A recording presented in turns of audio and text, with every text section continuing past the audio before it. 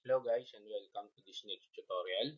So this is the continuation ng creating a fresh environment. So how to add friends in Facebook the right way. So just for the recap nung nakaraang pinag-usapan natin. Sabi ko yung creating a fresh environment, number one na kailangan natin gawin, you make a group, you make a page, okay? Then we make 3 to 5 dummy FB accounts kasi ito yung gagamitin nating pang-add ng friends. Okay, para hindi ma-block yung main account and para mas marami tayong ma-add sa loob ng isang araw. Okay, next we add 10 friend requests a day. So, para hindi po ma-block yung mga account, mas the best and safe was to add just 10 friend requests every day. Now, it's much better na kung meron kayong mga pinsan, kapatid na hindi nag-join, okay? Maganda, hiramin mo yung photo, okay? And preferably girl, mas maganda, okay? Mas okay.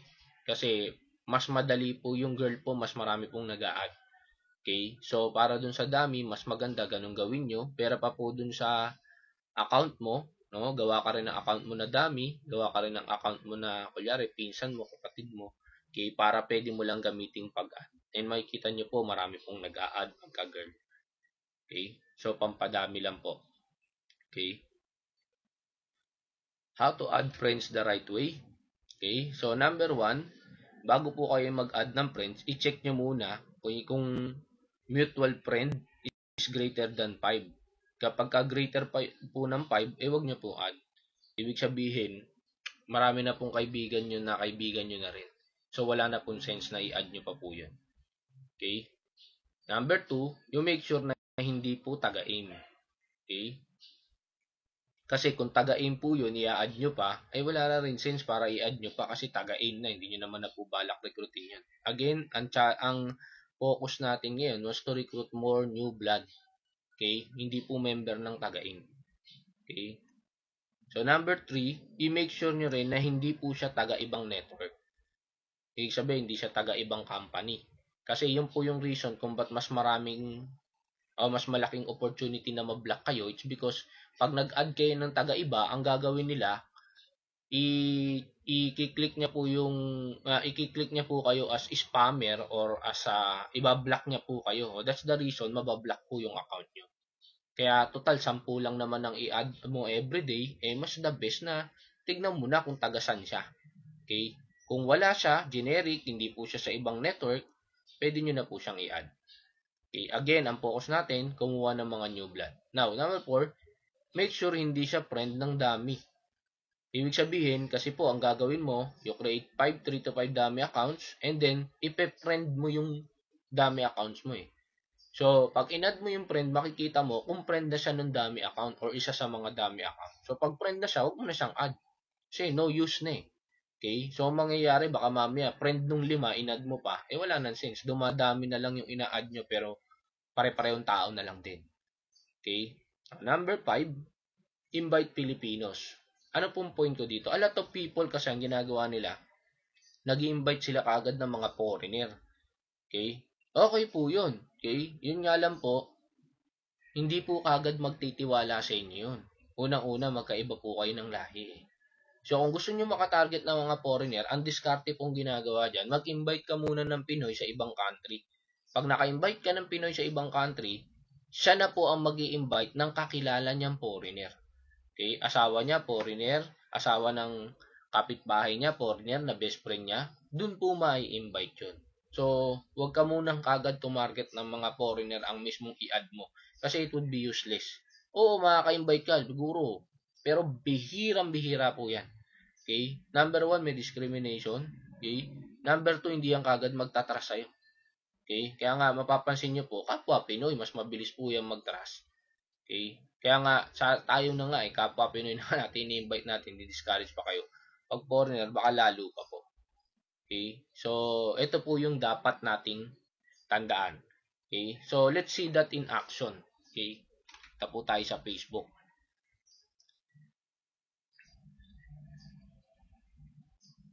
Okay? So, like ito, picture photo ng kapatid ko. Okay? So, kung makikita nyo po, para mapakita ko lang sa inyo. Ayan o. Sobra pong daming nag-a-add ng friend. Yung iba na-confirm, yung iba hindi pa. So, yes, siya na po ang ina-add. So, yun po yung kagandahan kapag ka po babae. Okay? Kusa ka pong ina-add. And these people, ayan o, one mutual friend, mutual friend, okay, one mutual friend, okay. So, ibig sabihin, roto, pwede ko itong i-confirm. Okay, ito, 5 mutual friends, pwede pa rin. Pero pagka lumagpas ng 5, ay wag na po. Makikita nyo po, puro one mutual friend. Okay? So, ibig sabihin, pwede ko pong i-confirm tong mga to. Okay? So, ako na po ang ina-add on the long run. Okay? Pera pa po, sa pwede mong i-add. Okay?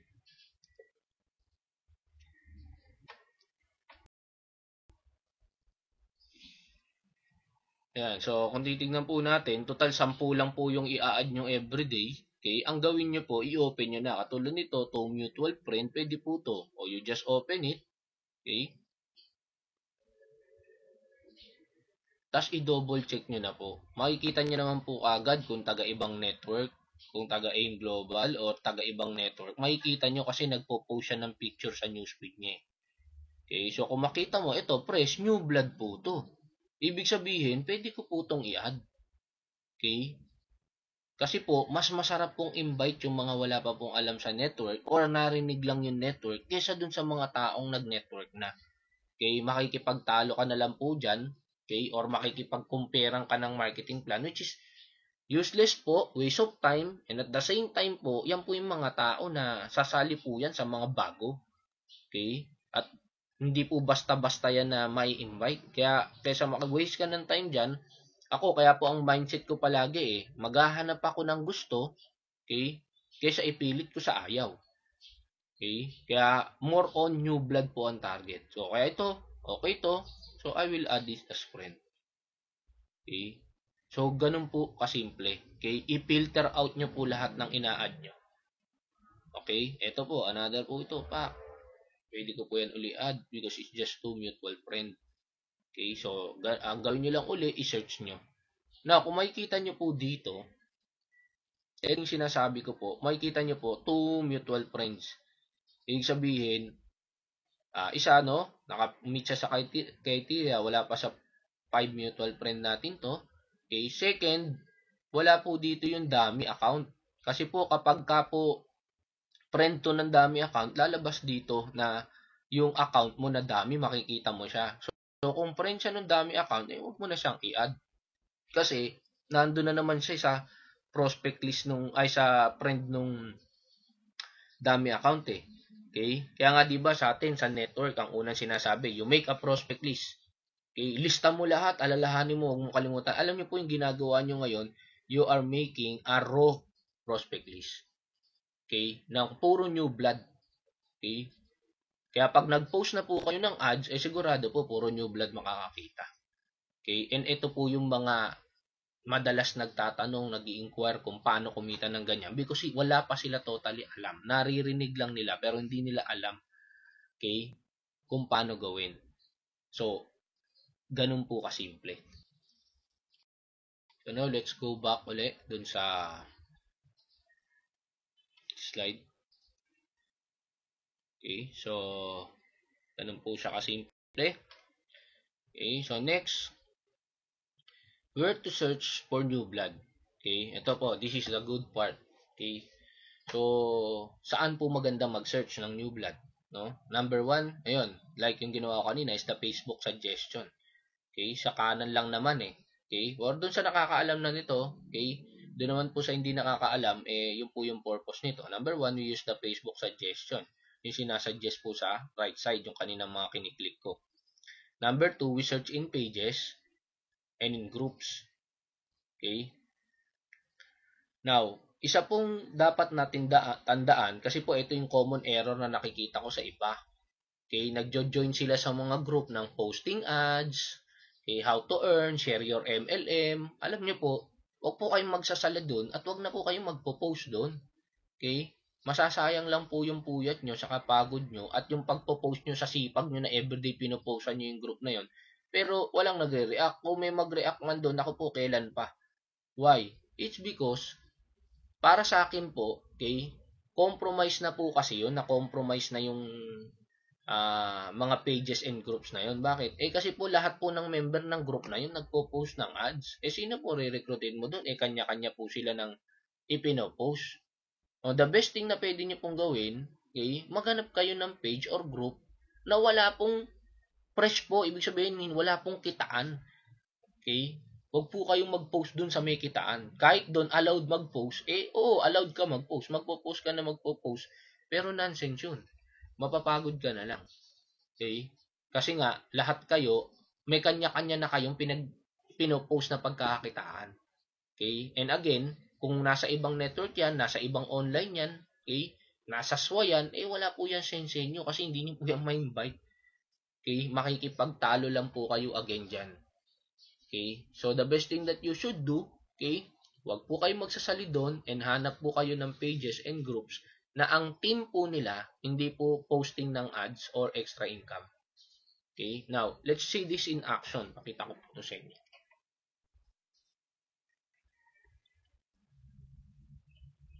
Like I said kanina, okay? Ano na natin to? Okay.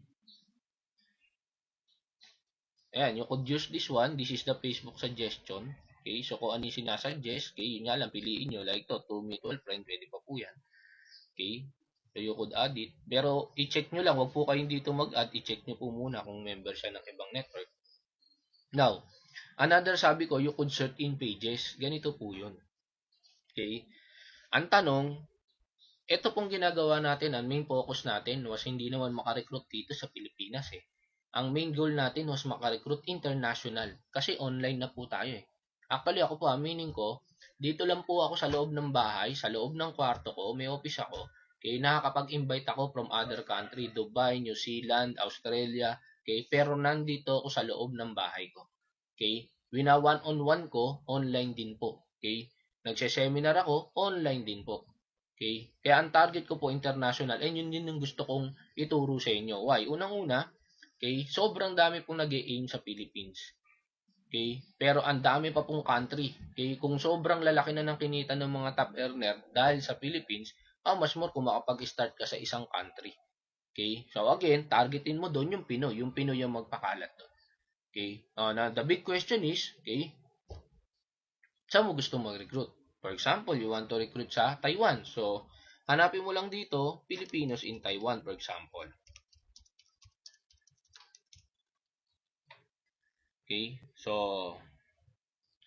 search mo dito, Filipinos in Taiwan. Okay? So, makikita nyo po may lalabas na group Okay? So, pwede nyo po itong buksan. Okay? Ngayon, pag nabuksan nyo na po itong tatlo na to, for example po, yung tatlong yan, nabuksan natin, pwede mo ka rin pumunta rito. Okay? Dalawa po yan. Dito muna tayo sa una. Find all groups named Filipino in Taiwan. Okay? So, open po natin to. Okay? Ito po yung hindi alam nung iba No? Now, punta po tayo dito. Okay? Ang gagawin nyo po dito, okay? Katulad nito, hindi siya groups lumalabas, no? Ito yung kasing una nating kinilig. Page to. So, pwede nyo po itong i-like Okay? Then, pwede po kayong mag-search dito ng mga tao na member na. Okay? Na nag-like dito. Okay? So, actually, this is a page kasi mamaya papakita ko po sa inyo sa page kung paano gawin. Okay? So, ito po yung inopen natin, group. Okay? So, ibig sabihin po, dito po kayo, okay, mag-join. Okay? Why? Kasi po, wala po itong kitaan. Okay? Samahan po to ng mga Pilipino sa Taiwan. So, you could join this group. Yun nga lang po, bawal po mag-post dyan. O yung iba po, pag nag-post ka dyan ng ads, iba-block ka nyan. So, ang goal mo, makapasok ka po sa loob, okay? At makita mo lahat ng member, then doon ka po mag-search one by one. Katulad nito, tingnan ko po to. Filipino workers in Taiwan. So, i-click ko po yan. Okay? Ako, member na po ako dito. Okay, nakapasok po ako dito, pero ang purpose ko dito, hindi mag-post ng ads. Ang purpose ko po dito, i-click yung members, okay, at dito po ako ngayon magse-search ng mga friends. Okay, na hindi ko pa po mutual friend. Pero at least, alam ko, nasa Taiwan po siya. Okay, So like ito po isa sa account ko, ibig sabihin, nakapasok na po dito yung isang dami account ko. So picture naman po to ng girlfriend ko. Okay? So yun, isa sa dami account ko. So ang gagawin mo, papasok ka lang dito, then mag-a-add ka ng tao na galing dito. At least makaka-recruit ka na sa Taiwan. But the best thing you should do, still, i-open nyo po yung account. Huwag po kayong add ng add. Kailangan nyo po munang makita, again, yung 5 rule natin, friend ba ng dami, katulad po ito. Ito yung sinasabi ko po. Friend na po siya nung dami, so hindi ko na siya kailangang i-add. Okay? Kasi friend na siya nung dami. Or, okay, taga-aim ba? Okay? Yan, so katulad po nito, nasa ibang network po siya. Kung siya kaya nasa ibang network, so no need to add this one. Hanap ka na po ng iba. Okay, at least hindi po nabavirus or nagkakaroon ng mga na-add na friend yung mismong account mo at yung mismong mga group and pages mo nang nasa iba. Okay? Hindi ka rin mabablock. Kasi ito, isa sa magbablock sa'yo, just in case. Okay? So, again, how to search in pages naman po tayo. Okay? So, balik tayo doon. For example, OFW Australia. Okay? So, let's go to pages. Okay? Kumbaga, mag-search naman tayo ng pages. Okay? So, click natin yan. So, ayan. Ito po yung pages. Okay? So, makikita nyo na po yung mga OFW sa Australia. Ang gagawin nyo lang, i-click nyo po to. Ayan. Okay? So, makikita nyo po rito, 221 like this. So, makikita nyo po kung sino nag-like nito. So, just click this one. Okay? So, ito po yung mga nag-like. So, ibig sabihin, katulad nito, isang taga-aim. Huwag nyo pong i-add yan kasi taga-aim na yan. Okay? Ito po, work at KFC Philippines. So, nag-join lang siya dyan. Okay? So, tignan nyo po, kasi meron pong iba rito na hindi lang nabago yung details, pero ang totoo, nasa Australia po sila. Okay? So, you could add these people. Basta ang i-check nyo lang, isa, hindi taga-aim. Ang mutual friends, wala pang 5. Hindi friend ng dami account mo. Okay? And that's the time makakapag-invite ka po ng mga nasa Australia. Okay? Starting with these people. Actually, kaya nila nilike yung Australia na yan. Ibig sabihin, in fact, baka nandun sila or may friend sila na nandun or may pinsan sila na nandun. So, ibig sabihin, these are the people na magiging link mo, okay, para makapag-invite dun. Okay? So, that's the way, okay, you search for new blood. So, ganun lang po kasimple, okay? Impact kasi baka yung trick na to hindi alam nung iba, pero at least now, napanood nyo na, you could apply it, okay? So, kung hirap na kayo maghanap ng mga bagong member, okay? Guys, just follow this instruction, okay? A lot of people, like merong isang bumili sa atin, no, na nakausap ko, ang ginagawa niya naman po, nagpo-post po siya ng how to add more downlines dun sa vlog niya. Okay? Meron siyang ebook, how to add more downlines. Okay? Actually, ako po sinasabi ko, this will not work for you. Magkaiba po kasi yung affiliate marketing sa network marketing. Okay? I'm not against with that, pero iba po kasi yung market nun, iba po ang market mo. Pag taga-aim ka, ang market mo, new blood, hindi po networker. Okay? Kag affiliate marketing ka, may binebenta ka na something, or ayun, katulad nun, yung book na binebenta or binibigay was how to sponsor more downlines. It's because ang target niya po, hindi mo target yung new blood dun. Kasi sponsor more downlines. Ibig sabihin, ang target ng tao was magturo dun sa mga katulad nyo na networker kung paano mag-sponsor. So, ibig sabihin, pwede niya pong gamitin yun para sa inyo kasi ang market niya po was networker. Pero kayo po, kung gagamitin nyo yun at ilalagay nyo sa vlog na binili nyo po sa amin or sinubscribe nyo po sa amin, magiging useless po sa inyo yun. Bakit? Kasi po, ang market mo po, hindi po yung mga member na. Ang market mo po, okay, was yung mga new blood. Kaya pag nilagay mo po doon how to sponsor more downlines, ay iiwasan po ng tao yung vlog mo. Unang-una, bakit? Ayoko nga ng networking. Ayoko nga ng magre-recruit tapos nakalagay dyan sa vlog mo how to sponsor more downlines. Okay? Ang magsasubscribe lang dun sa email listing na yon was yung mga taong nasa ibang network. para malaman kung paano sila magre-recruit. Pero hindi para magpa-recruit sa AIM, kundi para mag-recruit sa sarili nilang network. So that would be useless. I'm not against with that book. Actually, napakaganda po no, mas maganda po matuto kayo doon.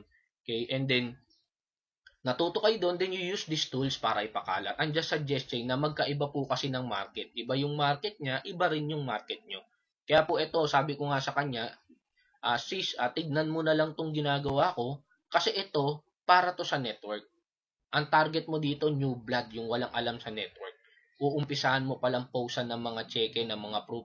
Okay, dito ka mag-start. Okay, so sana po, ako po sa akin, suggestion lang yun, pero kung yung pa rin po ang discarte nyo, wala po akong magagawa. Gusto ko lang maipakita sa inyo yung uh, reason kung bakit hindi ko sinasuggest na ganun ang gawin nyo po para hindi po masayang. Baka po, imbis na makakuha kayo ng new blood, pagkapunta pa lang po sa vlog nyo, nakita nyo, wala to, recruiting to. Alis na kagad yung tao. Okay? So, sayang po. Okay? Nag-friends ka pa ng mga new blood, tapos, yun naman ang makikita. So, it would be useless. Okay? Ang suggestion ko, bilin mo, basahin mo. After that, i-apply mo. Yun po ang magiging mangyayari po. Okay? Now, so, balik po tayo dun sa slide.